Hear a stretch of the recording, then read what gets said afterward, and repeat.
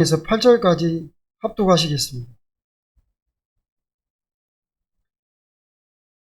사도행전 1장입니다. 1장 1절에서 8절까지. 데오빌로여, 내가 먼저 쓴 글에는 무릇 예수께서 행하시며 가르치시기를 시작하신부터 그가 택하신 사도들에게 성령으로 명하시고 승천하신 날까지 이를 기록하였노라. 그가 고난 받으신 후에 또한 그들에게 확실한 많은 증거로 친히 살아계심을 나타내사 40일 동안 그들에게 보이시며 하나님 나라의 일을 말씀하시니라. 사도와 함께 모이사 그들에게 분부하여 이르시되 예루살렘을 떠나지 말고 내게서 들은 바 아버지께서 약속하신 것을 기다리라. 요한은 물로 세례를 베풀었으나 너희는 몇 날이 못되어 성령으로 세례를 받으리라 하셨느니라. 그들이 모였을 때에 예수께 여쭤 이르되 주께서 이스라엘 나라를 회복하심이 이때니까 하니 이르시되 때와 시기는 아버지께서 자기의 권한에 두셨으니 너희가 알 바 아니요 오직 성령이 너희에게 임하시면 너희가 권능을 받고 예루살렘과 온 유대와 사마리아와 땅끝까지 이르러 내 증인이 되리라 하시니라. 아멘. 다 같이 인사하시겠습니다. 오직 예수님밖에 없습니다.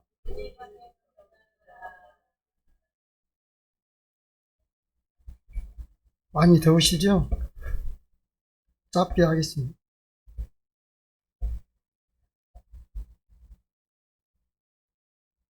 이 자리에 올라오니까 우왕청심환이라도 하나 먹고 올라와야 돼요. 다리가 후들거리갖고 좀 잘 못해도 이해해 주시기 바랍니다. 우리끼리니까요.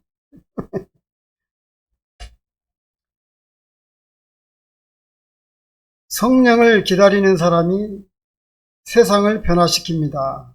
이런 제목으로 말씀을 시작하겠습니다. 사람은 무엇인가를 기다리는 것을 참 힘들어합니다. 버스를 기다리고 또 병원 순서를 기다리고 시험 결과를 기다리고 등등 기다린다는 것은 인내가 필요한 것입니다.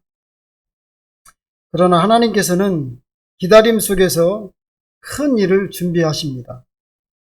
사도행전 1장은 예수님의 그 승천 이야기만이 아니라 초대교회가 탄생하기 직전의 준비 과정입니다. 예수님은 제자들에게 당장 나가 전도하라고 하지 않으셨습니다. 누가복음 24장 49절을 한번 보겠습니다. 24장 49절입니다.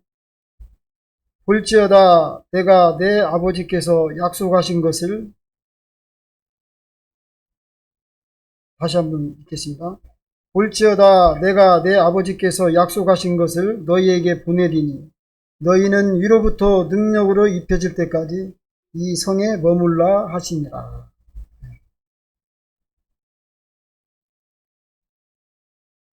예수님께서는 약속하신 것을 너희에게 보내주신다고 그랬고 너희는 위로부터 능력으로 입혀질 때까지 이 성에 머물라 이렇게 하셨어요. 이제 성경을 먼저 성령을 기다리라고 명령하셨고요. 성경에서 기다림은 아무것도 하지 않고 시간을 보내는 것이 아닙니다. 믿음으로 준비하는 시간이며 하나님의 때를 신뢰하는 시간인 것입니다.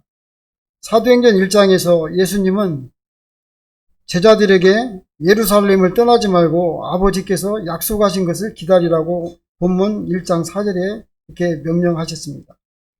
제자들은 하나님께서 기다리라고 말씀하셨을 때 이유를 다 이해하지 못했습니다. 그들은 빨리 복음을 전하고 싶었을 것입니다. 그러나 예수님은 먼저 기다리라고 하셨습니다. 왜 그랬을까요? 성령이 없이 일을 하면 사람의 일이 되지만 성령을 기다리고 성령께서 인도하시면 하나님의 일이 되기 때문입니다. 때로는 하나님께서 우리의 취업도 결혼도 사업도 목회도 기다리게 하십니다. 기다림은 하나님의 거절이 아니라 하나님의 때에 일하시는 것입니다. 익지 않은 과일은 맛이 없습니다. 그렇다고 농부가 익지도 않은 과일을 미리 따지는 않습니다. 하나님도 우리를 가장 좋은 때까지 기다리게 하시는 것입니다. 기다리는 동안 두 가지 중 하나를 선택합니다. 불평과 믿음입니다. 이스라엘 백성은 광야에서 기다리는 동안 불평과 원망을 했습니다.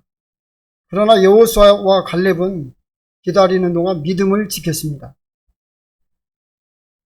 다윗도 사무엘에게 기름 부음을 받고 곧바로 왕이 되진 않았습니다. 하나님은 기다림을 통해 사람을 다듬으시는 것입니다. 우리는 왜 하나님은 빨리 응답하지 않으십니까? 라고 묻습니다. 씨앗은 심는 즉시 열매를 맺지 않습니다. 땅속에서 보이지 않는 시간이 필요하듯이 우리의 기도도 마찬가지고 보이지 않는다고 하나님이 일하지 않는 것은 아닙니다. 하나님은 보이지 않는 곳에서 가장 큰 일을 하고 계십니다. 기다림은 기도의 시간입니다. 사도행전 1장 14절 말씀. 여자들과 예수의 어머니 마리아와 예수님의 아우들과 더불어 마음을 같이하여 오로지 기도에 힘쓰더라. 제자들은 기다리는 동안 포기하지 않고 기도했습니다. 기도 없는 기다림은 무료하고 답답하지만 기도하는 기다림은 우리에게 소망을 주는 것입니다. 기다림은 하나님의 때를 신뢰하는 것입니다. 하나님께서 너무 빠른 때도 없고 너무 늦은 때도 없습니다. 아브라함도 요셉도 모세도 다윗도 왕이 되기까지 예수님의 제자들도 성령을 받기까지 기다렸습니다. 성령의 위대한 인물들은 모두 기다림을 통과했습니다. 하나님께서는 기다림 속에서 일하고 계시는 것입니다. 먼저 우리의 교만을 낮추십니다. 내 힘으로 할 수 없다는 것을 깨닫게 해주시려고 우리는 하나님만 의지하게 하시려고 이렇게 우리의 교만을 낮추시고 또 우리의 믿음을 자라게 하십니다. 하나님을 신뢰하라는 것입니다. 그리고 우리의 성품을 빚으십니다.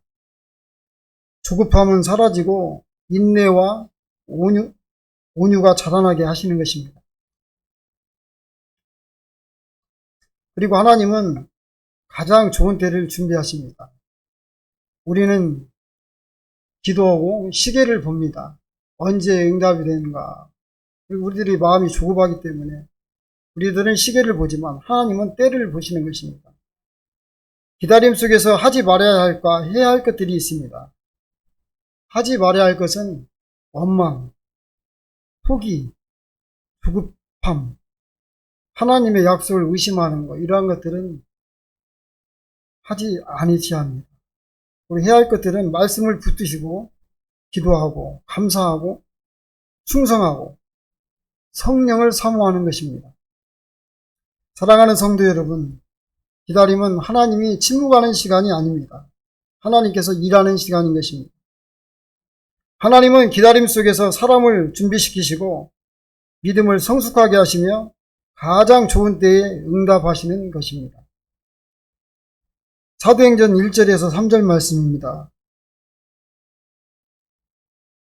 이 1절에서 3절 말씀은 예수님의 부활의 확실한 증거를 보여주시는 내용입니다. 예수께서 행하시며 가르치시기를 시작하십니다. 사복음서는 예수님이 육체를 입으시고 직접 병도 고치시고 귀신도 쫓아내시고 그랬다면 사도행전은 예수님이 하늘로 승천하시고 이제 십자가에 죽으시고 부활하신 후에 40일 동안 제자들에게 나타나셔서 여러 가지 증거를 보여주셨던 그러한 내용들입니다.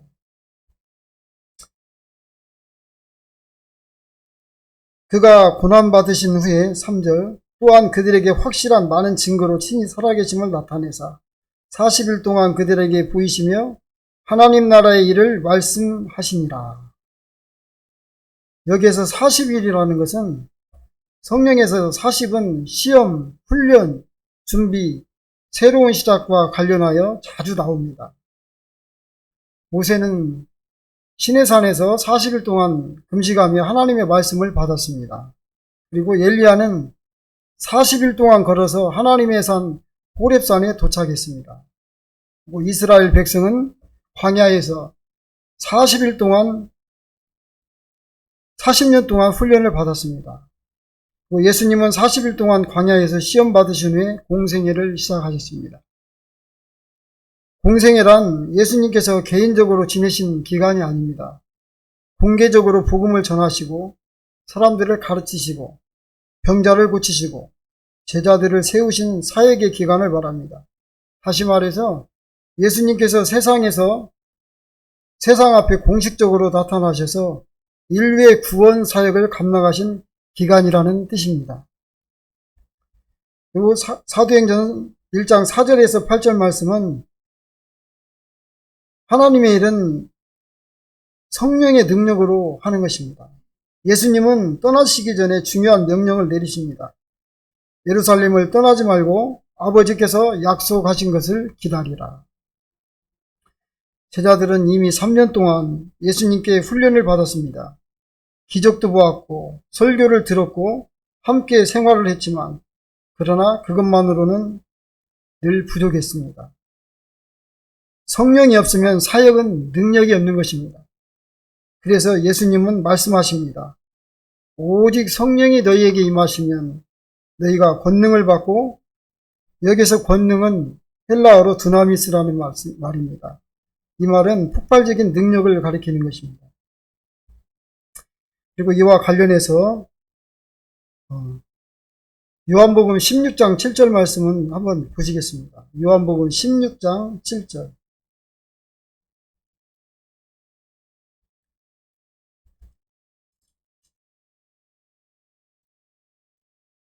찾으신 줄로 믿고, 그러나 내가 너희에게 실상을 말하노니 내가 떠나가는 것이 너희에게 유익이라. 내가 떠나가지 아니하면 보혜사가 너희에게로 오시지 아니할 것이요 가면 내가 그를 너희에게 보내리니. 예수님은 제자들 곁에 계셨습니다. 성령께서는 믿는 사람 안에 거하십니다. 예수님과 함께 걷는 삶에서 성령이 내 안에 거하시는 삶으로 바뀌는 것입니다.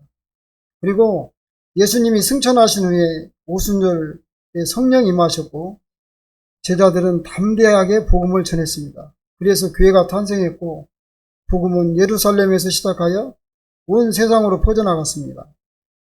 16장 7절 말씀에 내가 떠나는 것이 너희에게 유익이다 라는 말씀으로 사도행전 1장의 핵심 주제와 직접 연결됩니다. 이 사도행전 1장은 이 말씀이 실제 역사 속에서 성취되는 장입니다.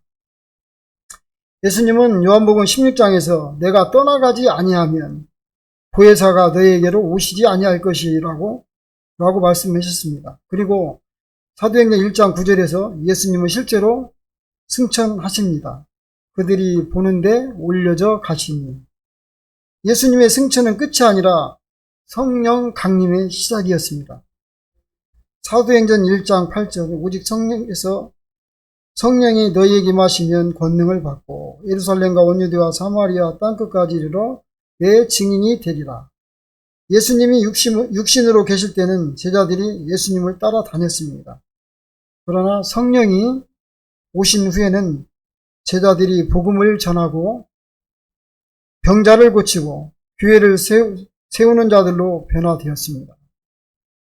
즉 예수님을 따라다니는 제자에서 예수님의 일을 하는 사도로 변화된 것입니다.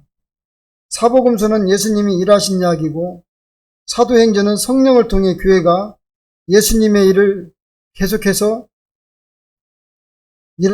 계속하는 말씀입니다. 그래서 사도행전은 성령 행전이라고도 합니다. 예수님은 떠나가셨지만 사역은 끝나지 않았습니다. 오히려 성령을 통해 더욱 크게 확장되었습니다. 요한복음 16장 7절은 약속이고 사도행전 1장은 그 약속의 성취입니다.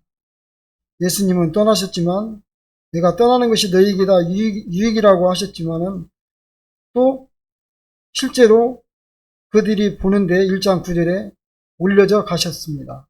승천하신 것입니다. 그 제자들은 기다렸습니다. 예수님께서 1장 4절에 예루살렘을 떠나지 말고 내게서 들은 바 아버지께서 약속하신 것을 기다리라고 말씀하셨습니다. 그래서 제자들은 기다렸고 그리고 성령이 임했습니다. 그래서 오순절 성령이 임해서 교회가 시작이 되었고 그리고 복음은 온 유대와 사마리아와 땅끝까지 퍼져나갔습니다. 예수님의 떠나심은 상식이 아니라 복음의 확장이었습니다. 제자들은 따르는 사람에서 증인이 되는 사람으로 변화되었으며 예루살렘의 작은 공동체는 세계를 향한 선교 공동체로 되었던 것입니다. 예수님은 우리에게 증인이 되라고 또한 말씀하십니다. 증인은 자기가 본 것을 말하는 것입니다. 우리는 예수님을 믿고 따르는 사람들입니다. 그래서 복음을 말해야 되는 것입니다. 예루살렘, 유대, 사마리아와 땅끝, 이것은 복음의 확장입니다. 예루살렘은 우리의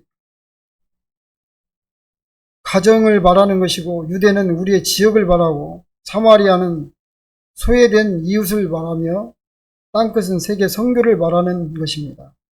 그래서 복음은 이렇게 예루살렘에서 시작해서 점점 더 이렇게 확장되어지는 것입니다. 1장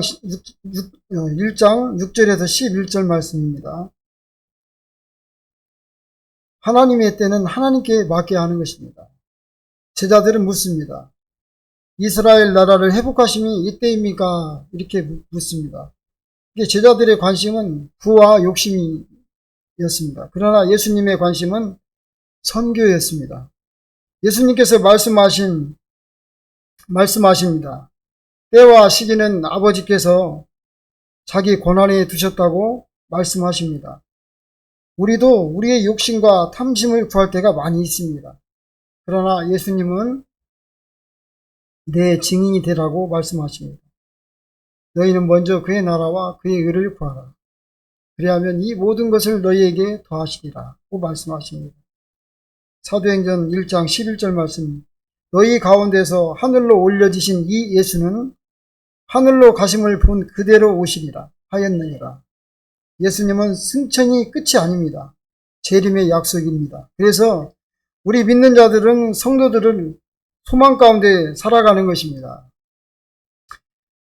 사도행전 1장 12절에서 14절 말씀입니다. 제자들은 예루살렘으로 돌아와서 가장 먼저 한 일이 기도였습니다. 마음을 같이하여 오로지 기도에 힘쓰더라.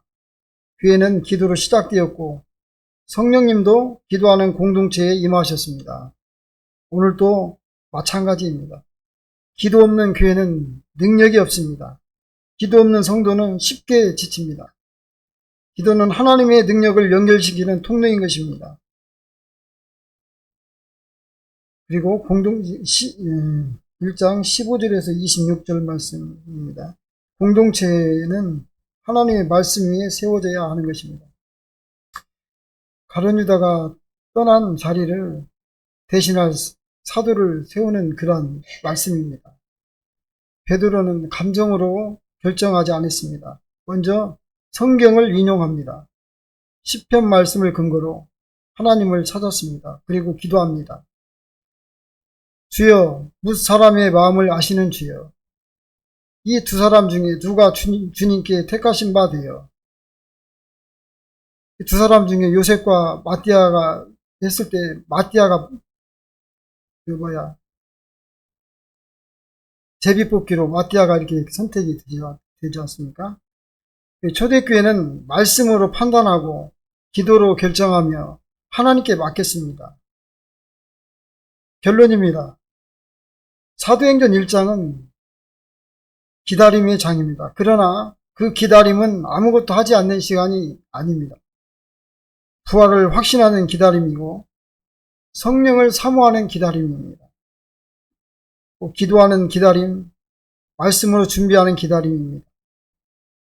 이러한 기다림 끝에 사도행전 2장에 성령 강림이 일어났고 교회가 탄생했으며 복음은 온 세상으로 퍼져나갔습니다.